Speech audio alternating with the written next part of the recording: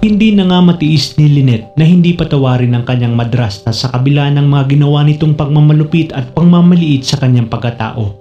Dahil na rin ito sa pangungumbinsi ni Annalyn, kaya naman dito na nga muling babalik sa kanilang buhay si Susan na buong akala ni Lynette at Annalyn ay unti-unti na nga nagbago dahil sa mga ikinwento ni Annalyn na humingi na ito ng tawad sa kanya at nalaman niyang sa barong-barong lang ito nakatira at mag-isa na lang sa buhay.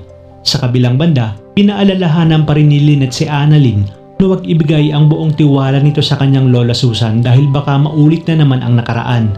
Sinabi naman ni Susan kay Lynette na babawi siya sa lahat ng kanyang mga atraso at mga kasalanan, kaya hayaan itong siya na ang mag-aasikaso sa mga gawaing bahay habang naghahanap si Lynette ng kanyang bagong trabaho. Ngunit talagang tama ang kutob ni Lynette na hindi pa rin talaga nagbabago ang kanyang madrasta. Dahil matapos makaalis si Lynette ay sinabi ni Susan sa kanyang sarili na siniswerte siya at umepekto na naman ang kanyang pagdadrama.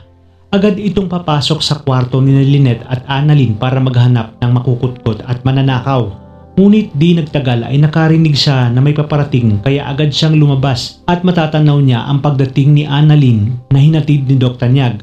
Makikita niya na maraming dala si Annalyn na bigay sa kanya ni Dr. Nyag kaya mapapaisip siya at magtataka dahil napapadalas ang pagdalaw ni Dr. Nyag.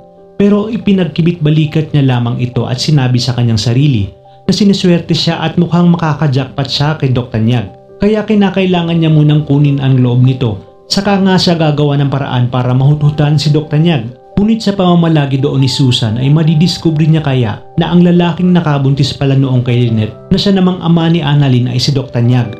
Kung kaya't magagamit niya ito para i-blackmail ito para nga hindi nito sabihin sa asawa ni Dr. Nyag na si Moira. Pakaabangan natin yan sa mga susunod at mas umiinit pang kaganapan dito lang sa Abot Kamay na Pangarap.